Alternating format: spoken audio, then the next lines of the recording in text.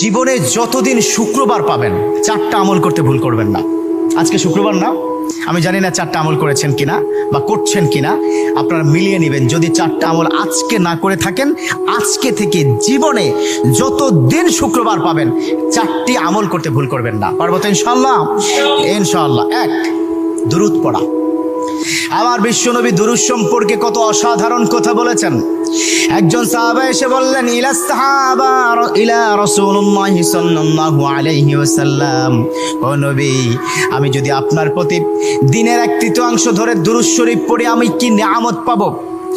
বিশ্বনবী বললেন, তুমি যদি দিনের 1/3 ধরে আমার প্রতি দুরূদ শরীফ পড়ো তোমার জন্য বিশাল উপকার হবে, আরো বাড়িয়ে পড়লে তোমার জন্য আরো ভালো হবে।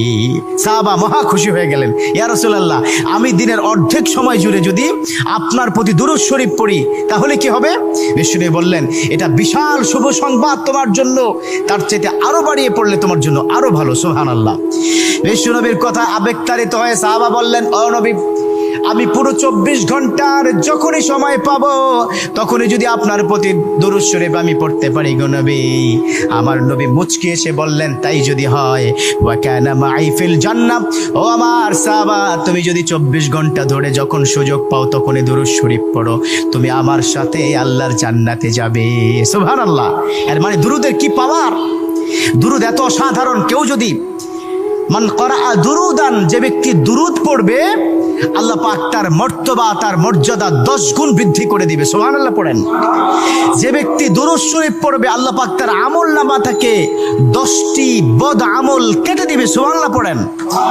যে ব্যক্তি দুরূদ শরীফ পড়বে আল্লাহ পাক তাকে 10টি নিয়ামত দান করবেন, যে নিয়ামত সে কখনো ভাবতে পারেনি। সুবহানাল্লাহ পড়েন।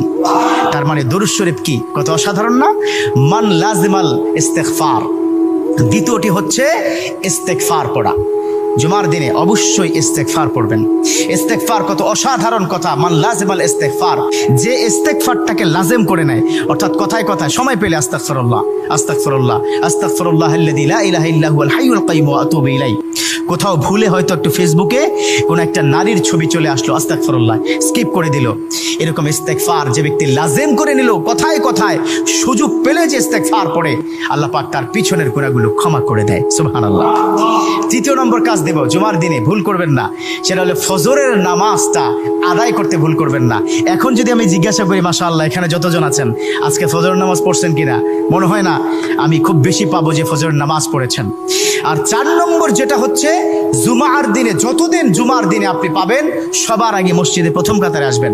বিশ্বনবীর হাদিস যে